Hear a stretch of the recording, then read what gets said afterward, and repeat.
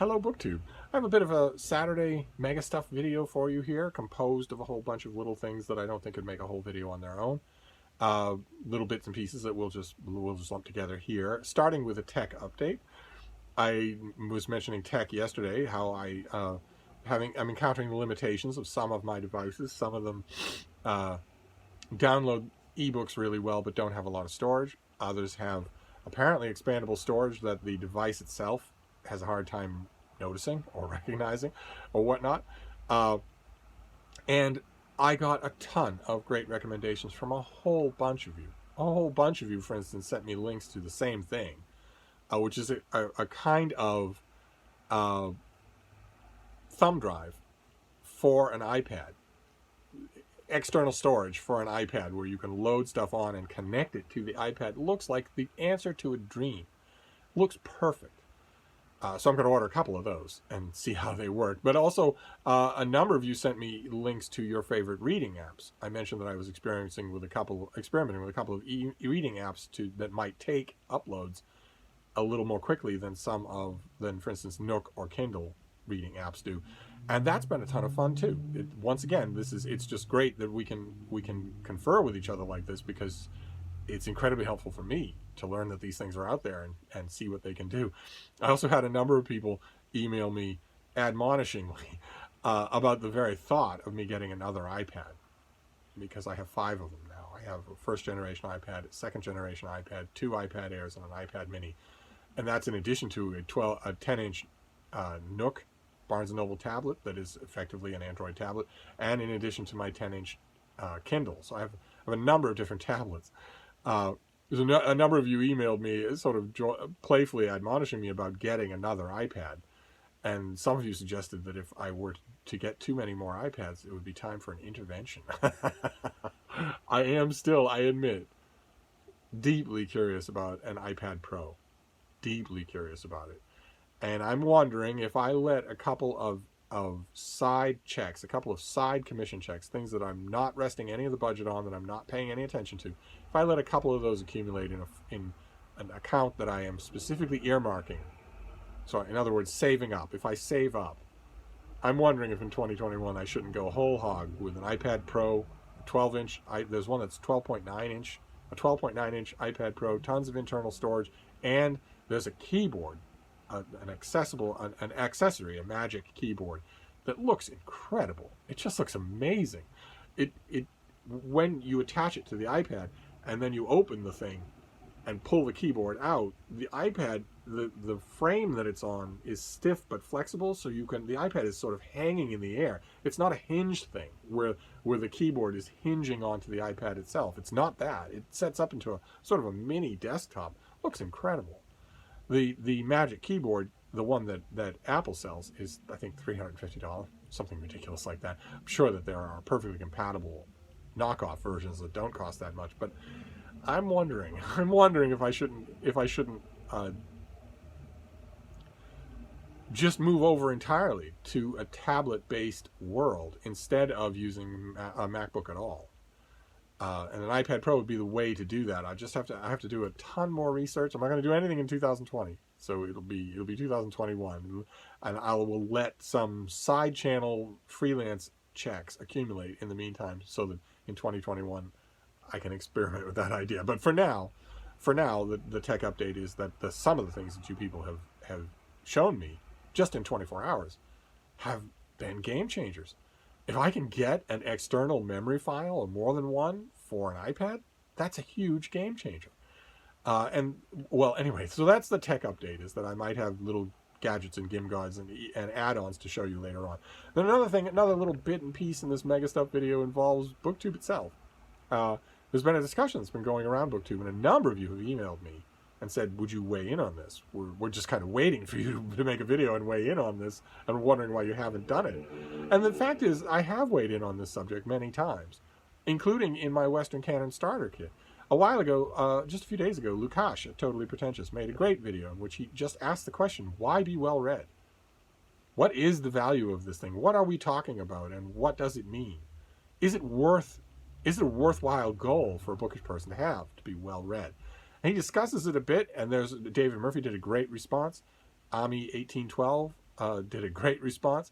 And lately, just today, Brian at Bookish, my arch nemesis, my eyebrow baby, he has a feature on his channel, a regular feature called Saturday Hodgepodge, where he just does the same thing here. He just brings together a bunch of bits and pieces for that day and for the week and that he's thinking about.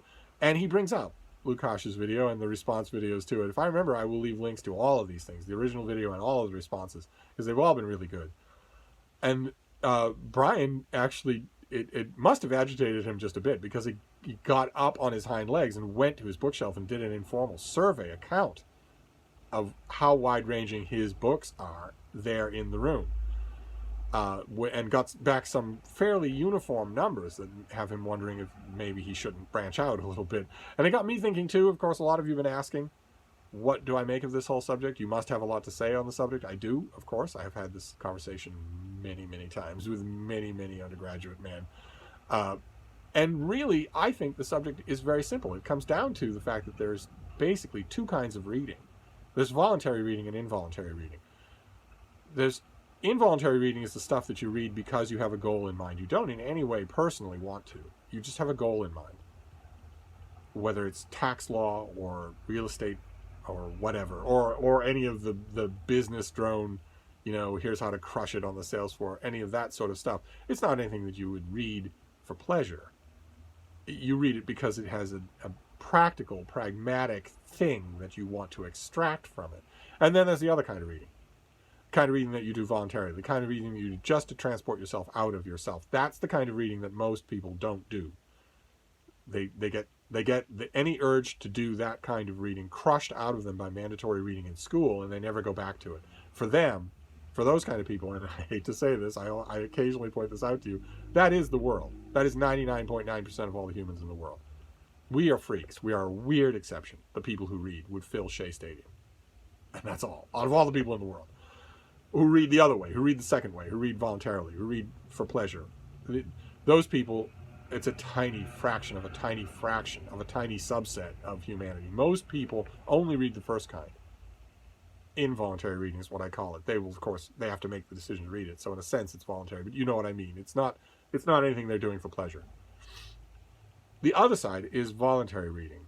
And the point I wanted to make about Lukash's video, his original question, why be well read, is that there isn't any reason outside of school, outside of college and academia, there isn't any reason other than pleasure.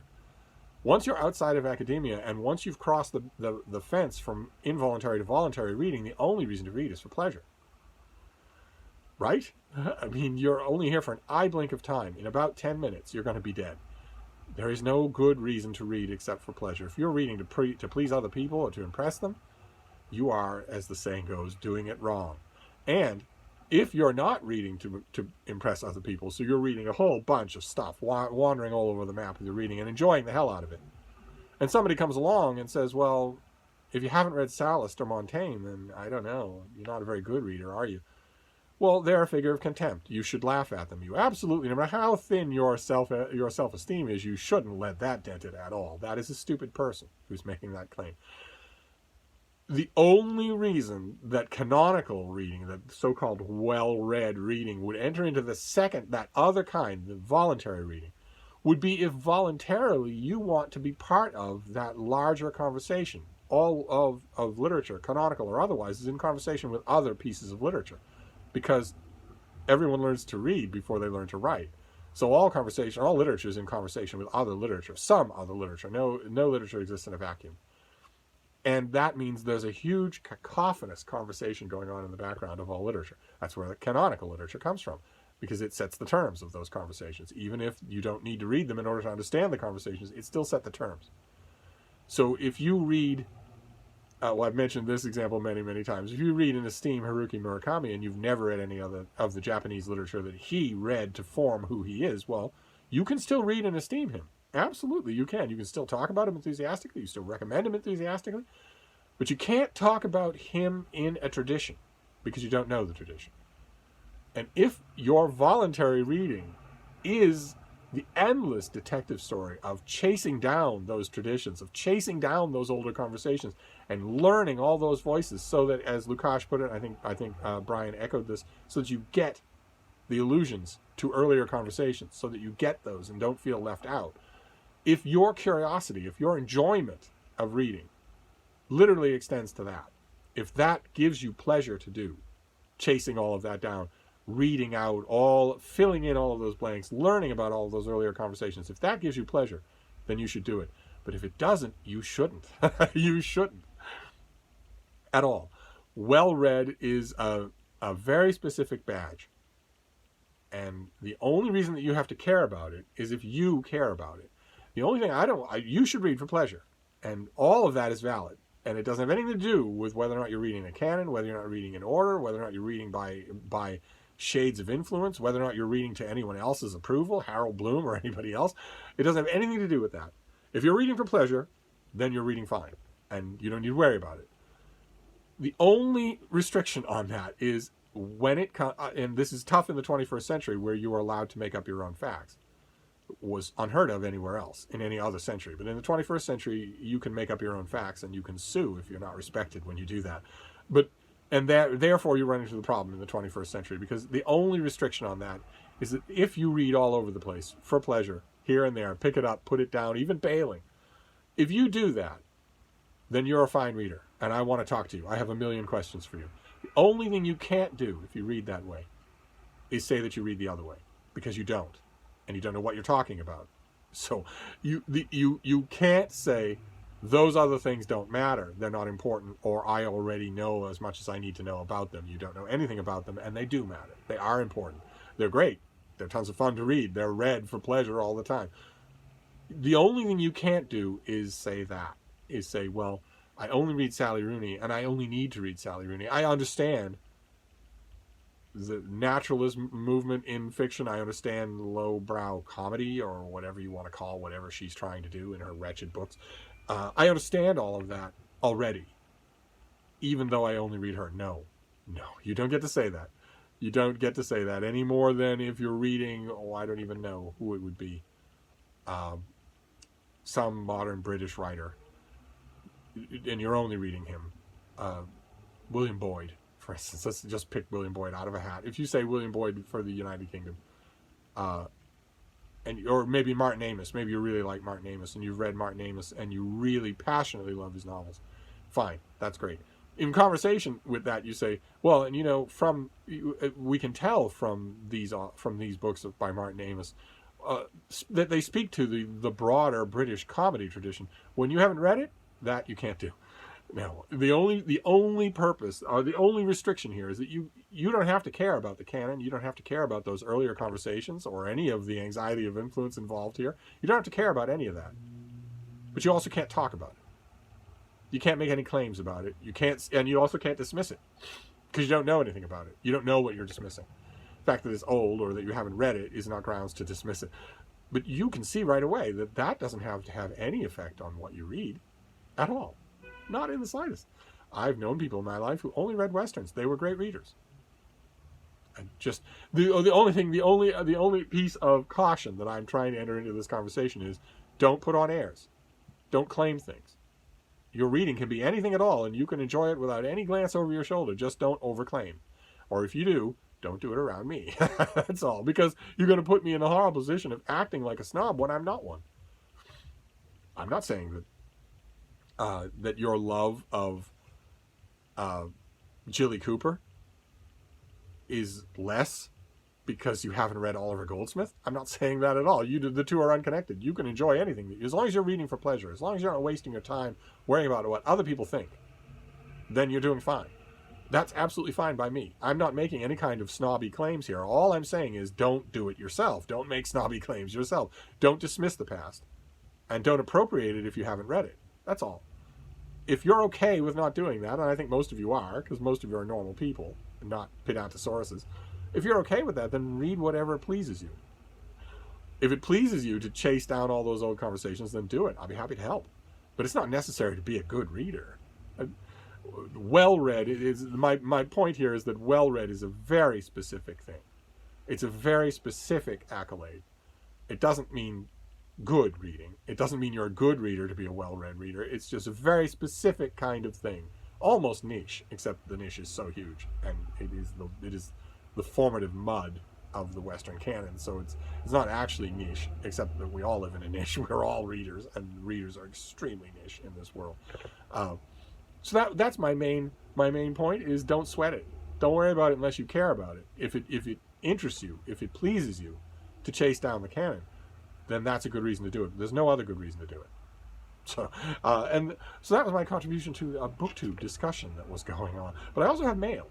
I have 2 packages from publishers, 1 package and 1 box. I thought we'd go through that while we're doing this MegaStuff video. So we'll do this first one. This is a finished copy. Oh. What are you doing? Oh. Just tear it apart.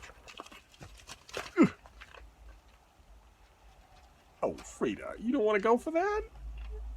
No. Oh, she's lost interest. Well, that's kind of odd. Let's see here. Okay, this is a finished copy of something that I should have sent to David Murphy already. I will send him the finished copy. He probably wants that anyway. Probably prefer that. This is a late August book, so I don't think he'll feel behooved to review it. But he'll probably want to have it. You never know. It might be of interest to him. It's probably an hour's read for him. This is by Lana Schwartz, and it's called New Money, How Payment Became Social Media. I think we saw this already. One of the basic structures of everyday life, money, is at its core a communication media. Payment systems, cash, card, app, or Bitcoin, are informational and symbolic tools that integrate us into or exclude us from the society that surrounds us. Examining the social politics of financial technologies, Lana Schwartz reveals what's at stake when we pay. I think that single paragraph probably has David pulling his hair out. And is naturally, I bet it's making him ask the same question that it's making me ask, which is, how much money did Lana Schwartz make last year? Is this a poor person's manifesto? I'm curious to know. I'll never know, but I'm curious to know. This book is an accessible and insightful analysis of what comes at a moment of disruption, from fintech startups to cryptocurrency schemes. A variety of technologies are poised to unseat traditional financial infrastructures. I don't believe that. Is that true? You should ask David. I don't believe that. As a simple claim, I don't believe that. The author explains these changes, traces their longer histories, and demonstrates their consequences. Getting paid and paying determines whether or not you can put food on the table. She shows just how important these invisible systems are. The data that payment produces is uniquely revelatory and newly valuable. New forms of money create new forms of identity, new forms of community, and new forms of power. Oh, man. All right, well, maybe David, if he reads this, maybe he'll talk about it on his channel.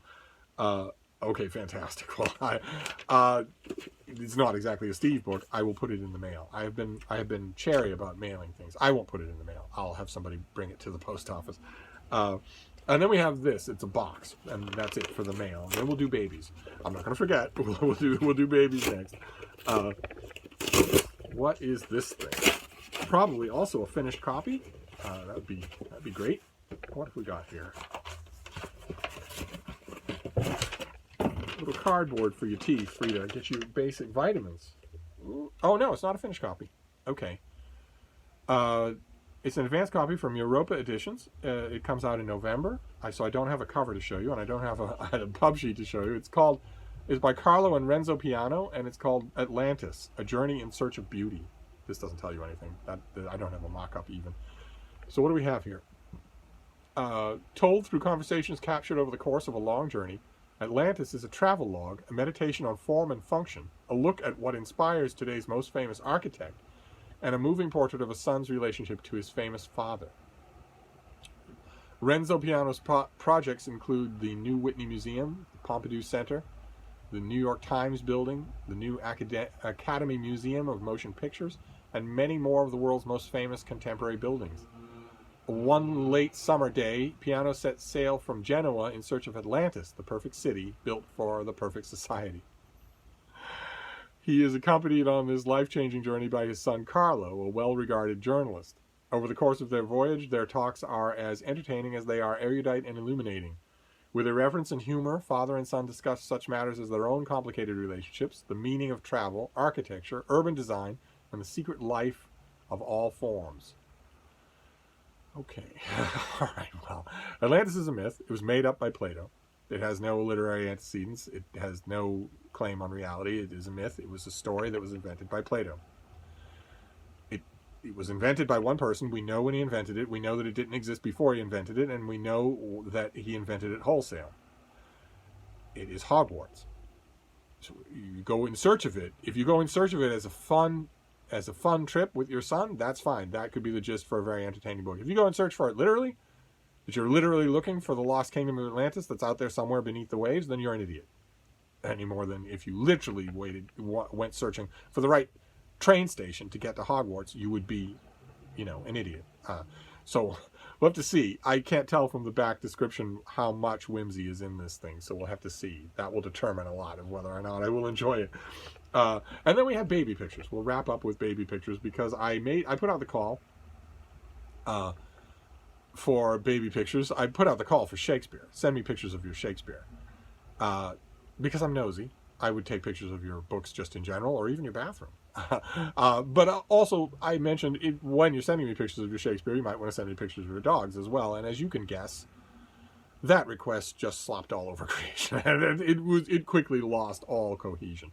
People started sending me pictures of their dogs alone.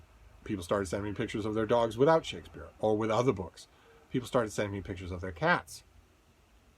Even though I don't only just play for the other team, I'm the captain of the other team. I still got pictures of cats.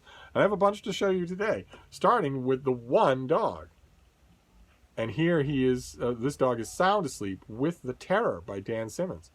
A book that has come up a bit lately in our circle of BookTube because Jason at Byways and Bookland is experiencing Dan Simmons' Hyperion books for the first time and really enjoying them. And in the video where he first mentions that, he put out the call and asked people what else by Dan Simmons is worth reading. And I and a couple of other people strongly recommended The Terror as a book. I think The Terror is just terrific as a book, as an experience of reading. I think it's just terrific. And here we have a dog sleeping with The Terror. But then we get to cats, including this monstrous thing. Look at the size of this cat. That is a Mr. T version of Othello. But look at the size of that cat. The true story here, that chair is not in the background. That chair is to size. This cat is about the size of a mountain lion. And here we have, this is hilarious. Here's a cat. Look at that great penguin paperback of Gandhi Before India. Fantastic book. Boy, I wish I had that penguin paperback. That's just great. And there's a cat. And you might think, oh, isn't that cute? What could you object to about that picture? Because the next frame. That's the next frame in any kind of cat encounter. That is the next thing that happens. It's just a miracle that it didn't happen with a human. But I have to admit, I'm not coveting the cat, this monstrous little killer, but I am covering that paperback. I don't have, at the moment, a copy of Gandhi Before India, and if I did get a paperback of it in this country, if I found a paperback at the Brattle Bookshop or a charity bookshop, it would be the American Penguin paperback, not this fat thing. That's very, very tempting. To go to Book Depository or Amazon UK or whatever and get that trade paperback. And those are our babies for our baby cavalcade today, except for one. There's one baby I don't have pictures of. I don't think I do anywhere in my email have a picture, but there are plenty of pictures for you to see. Years ago there was a booktuber named Caleb. He's still very active. He still watches BookTube. He doesn't make videos anymore. It's a wonderful, wonderful channel. Soft-spoken, introspective, much like me. Caleb was our patient gardener. He was a 90-year-old, old, courtly Southern gentleman reader on his rocking chair on his porch, only trapped in the body of a very young man. And part and parcel of watching Caleb's videos when he made them, part and parcel of his Instagram feed ever since, has been his wonderful old dog Molly. And Molly has died. And I saw that first thing this morning. I saw Caleb did a beautiful video to her memory, showing that she has been a lifelong companion. She's been his best friend for his whole adult life. And I watched the video. Of course I cried, and it was a gut punch. And yet there was also something amazing in it, because it was a perfect illustration of this magic thing that we have on our little corner of BookTube. And you know that technology changes. This didn't exist 10 years ago, and 10 years from now it won't exist either. I firmly believe that we will all look back on this band of weird friendship that we have, this larger extended community made possible by technology that none of our older members imagined was coming. And it's a perfect symbol of how amazing this group is. I watched that video and bawled my eyes out. And it was a video made by a young man I've never met. And it was made about a sweet old dog I feel like I knew, even though I never smooched her face. I was wanted to. I was told, Caleb, sooner or later I will smooch that dog's face. That's not possible anymore, and yet, thanks to BookTube and thanks to Caleb, I feel like I know her. I feel like I know him too. And there's an emotional connection. It's completely real. Just because it hasn't been validated in the ways that it would have been validated at any point in the last 200 years doesn't mean it isn't real. And I was thinking about that, and I realized, well, you know, it's not just Molly. I will miss her, this dog I never met. And my heart goes out to this kid I've never met, who hasn't made a video in forever. But it's not just that. I watched the comments fill up on that video, and I also thought about the opposite reaction. It was, I watched that video this morning, and I teared up, choked up. But I also watched a bunch of other videos from other booktubers whose faces and voices I can't imagine life without. Some of them made me laugh. Some of them were infuriating. Some of them were just incredibly interesting. Just some of them were catch-ups. Oh, what have you been doing in the last 48 hours or whatever? And I realized it was seeing young Molly romping around as a happy young dog that I realized what an amazing thing this is that adds to all of our lives. It's just incredible. So I don't know what to tell you. My heart goes out to Caleb. I'll leave a link to the video. You should go and watch it. Be prepared to choke up a little, especially you dog owners who might have older dogs of your own. You were all there for me when my old dogs, my Malin Moore and my little Lucy, left me.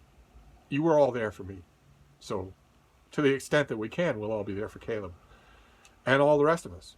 As one by one, this community loses people. Just incredible to me. Just incredible that it can be real.